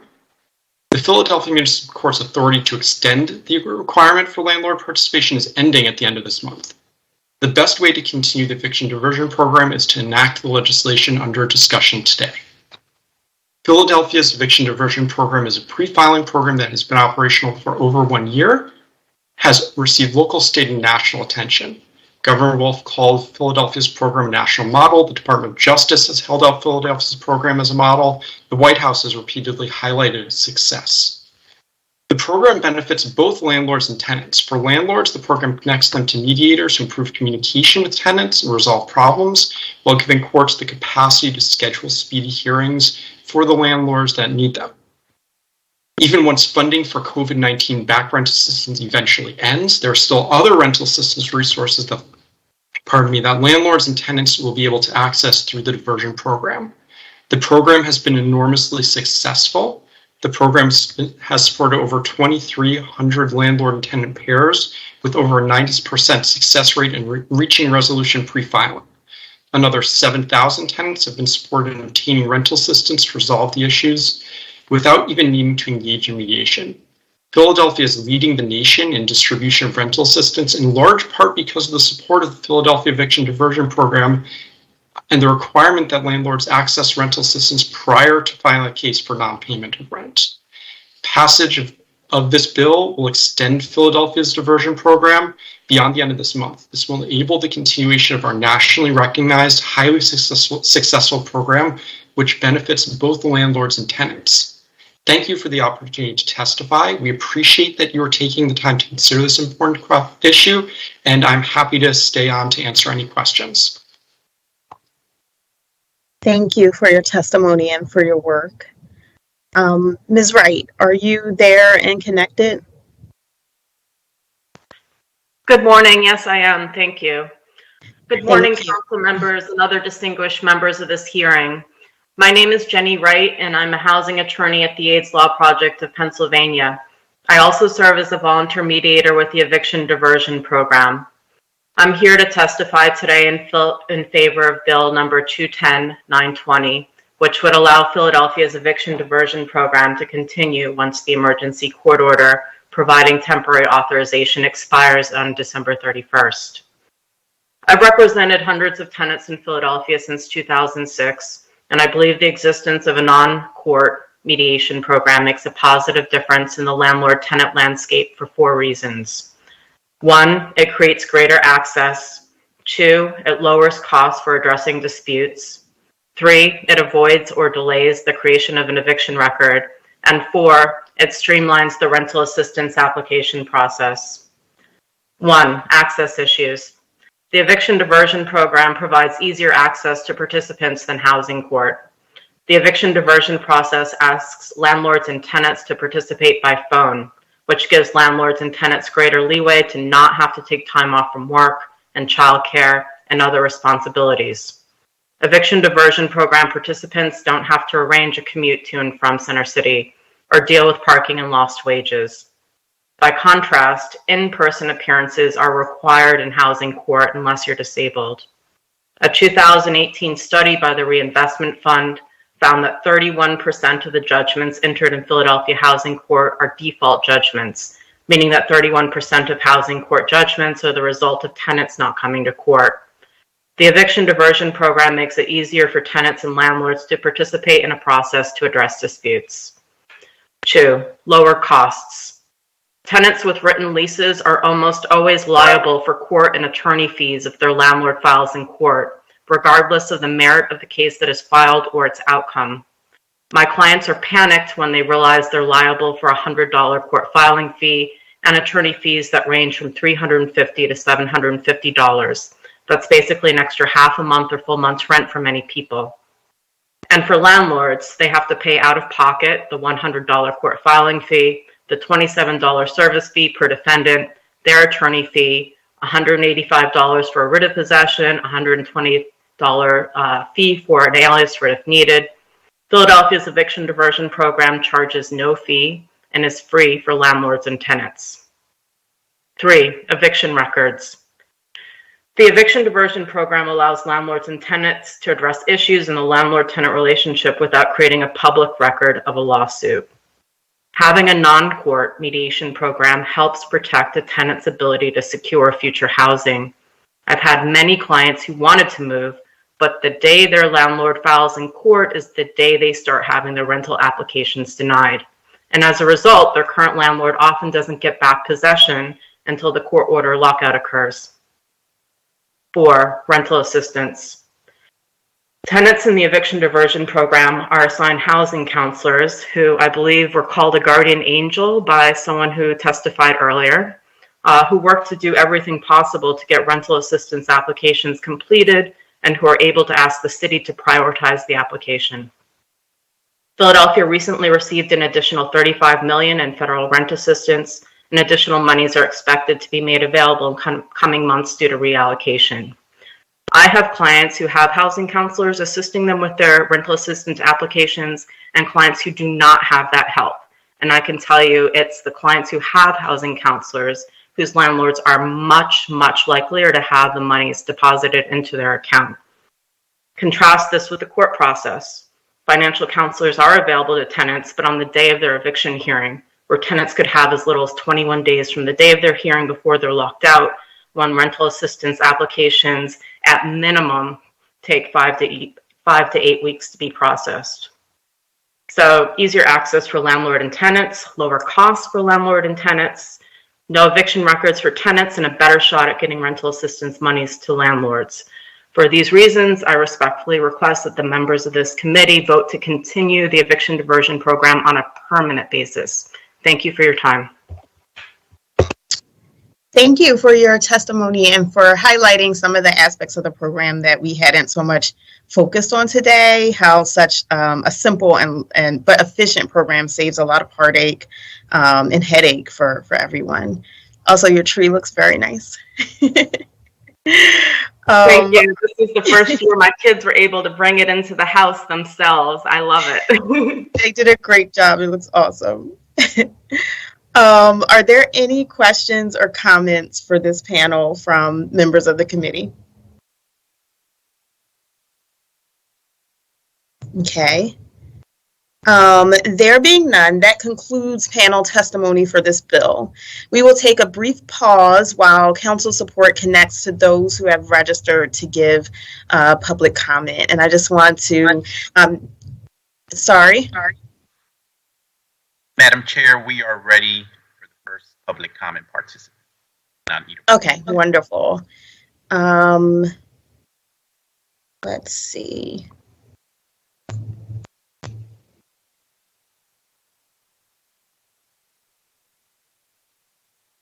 I don't, well, give me 1 second.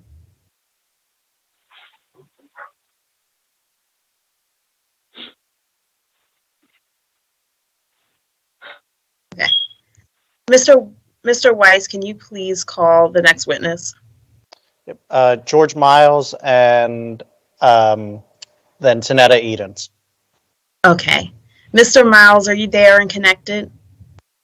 Yes, ma'am, I am connected. Please state your name for the record and proceed with your testimony. Yes, I will. Hello, good day, everyone. My name is George Miles. I'm here to give my testimony about what I went through the pandemic. First of all, I'm a member of 1PA. I'll be speaking in support of Bill 210920. Starting at the beginning of March, right when the pandemic hit, my restaurant had to stop everything. There was a moment where we thought we were going to reopen shortly after the shutdown, but to no avail, we never did. I needed to figure out how to get my rent paid. Now, as a member of 1PA, I worked with our housing community and got some information on organizing with people with same situations. I learned what we needed to do to address these situations.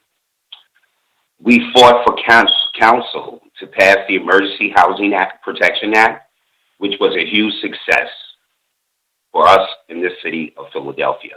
Once I realized that I could use these things to organize allies, we went forward. I went to my landlord to have us enter into the eviction diversion program. At the first, they had no idea in what I was talking about. They never heard about the program. So it took 2 months to get them to cooperate and go through mediation. I'm currently now in phase 4. Although it was scary and frustrating at first, I am in a relief because throughout the whole process, I was still able to remain in my home. The hardship that I felt as a man who provided and took care of himself for his whole entire life, having to think that I would be put out just like that because of the pandemic was very scary. We didn't know anything about this pandemic. And in an instant, things were taken away. This situation has brought up a plethora of issues in healthcare and living wages issues. We need to make this program permanent and accessible to make sure that renters in this city, people who are so close to the edge, has protection to make sure that we are protected in our homes. People like me who work and keep this city running deserves to be treated fairly. People like Black women with families who are disproportionately likely to suffer from this eviction process. We need to make sure they have this program to prevent them from being out on the street. And I urge the council to support this bill to make sure we have a permanent eviction diversion program in this city. And also so that people would not have to go do things that we shouldn't have to do in order to survive. And I thank you guys for listening. Thank you so much for sharing such a personal story with us. Miss Edens, are you there and connected?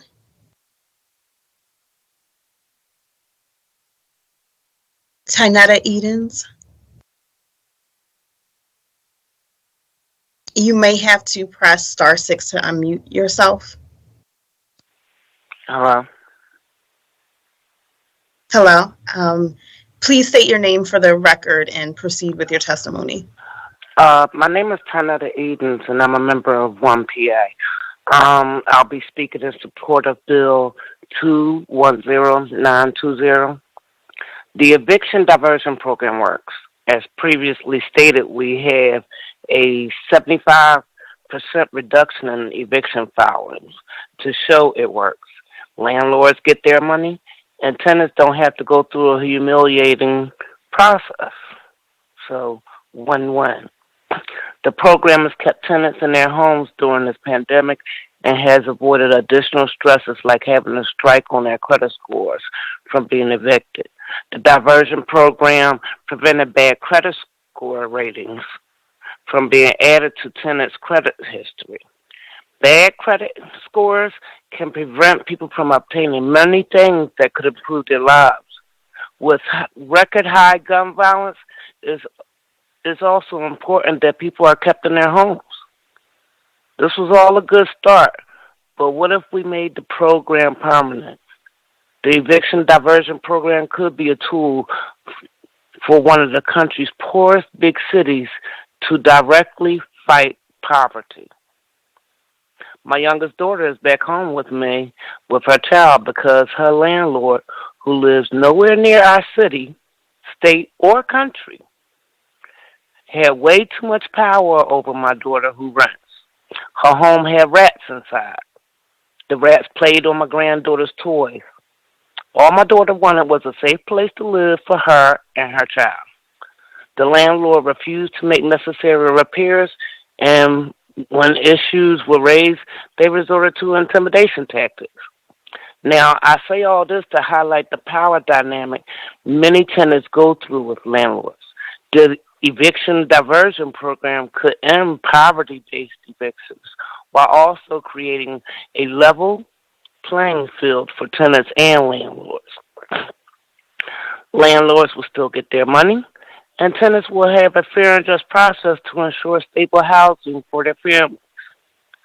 The politicians in this city can't continue to look out for big business and real estate developers while ignoring the needs of tenants. People like myself, my daughter, my granddaughter, and other residents like us in the city need to be prioritized too. We have an opportunity here to be groundbreaking. The success of the eviction diversion program was even on the radar of the Biden administration as a great example of a program that could work for cities across the country. The program makes sense. We can set the trend and show what a city can do when we create a program that is a win-win for tenants and landlords. If we don't make this program permanent, we can show how a city wastes an incredible opportunity. I urge this committee and City Council to support this bill and make sure we have a permanent diversion program in this city to help our residents. Thank you. Enjoy your day. Thank you so much for your testimony. Are there any questions or comments from members of the committee for these witnesses? Okay. There being no further questions from members of the committee and no other witnesses to testify, I will ask if there is anyone else present in this hearing whose name we have failed to call and that wishes to offer testimony on the bill being considered today. Okay.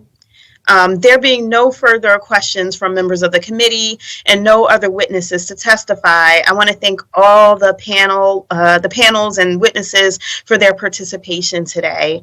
We value your opinions. We value you sharing your personal stories and your work with us, and it is very much appreciated by this committee. I now invite all panels and witnesses to please disconnect before we go into our public meeting. We will now pause the proceedings briefly as multiple participants leave the hearing.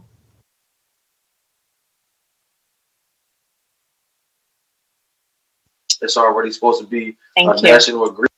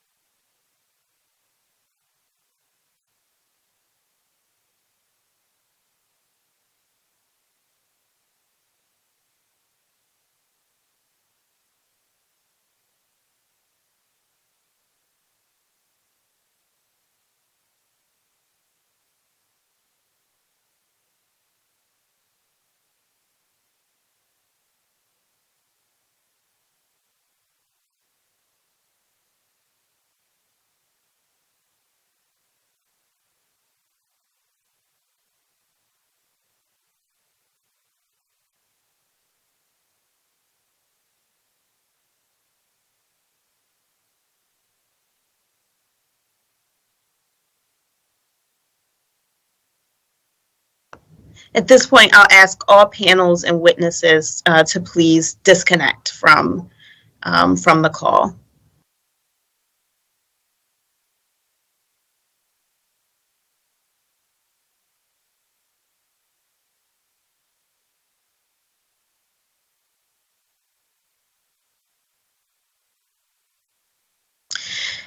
This concludes the public hearing of the committee. We will now go into a public meeting to consider the action to be taken on the bill before this committee today.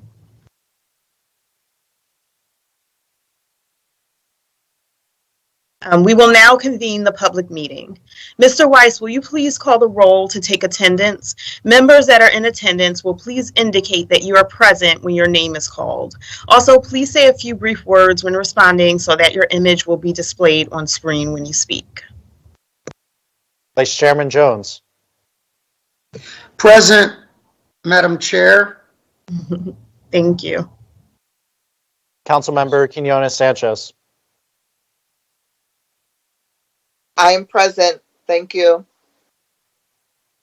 Okay. Councilmember Bass.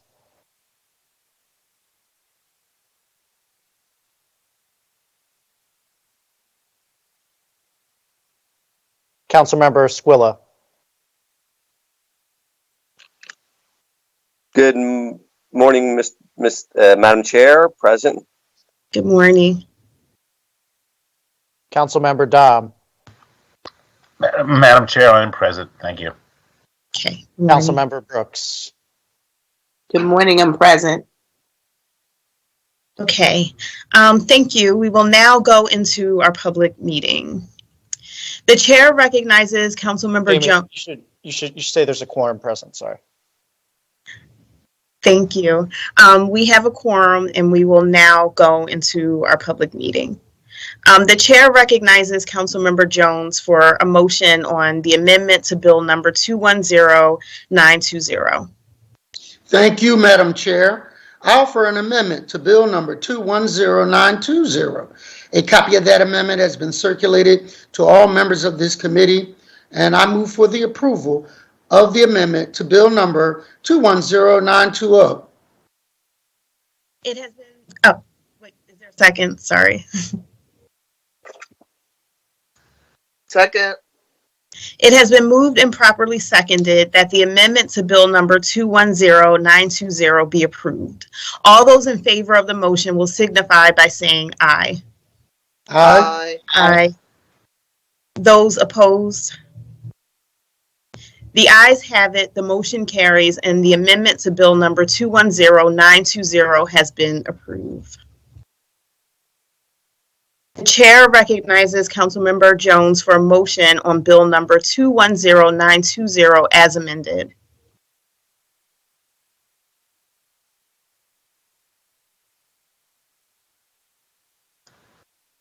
Councilmember, you're on mute.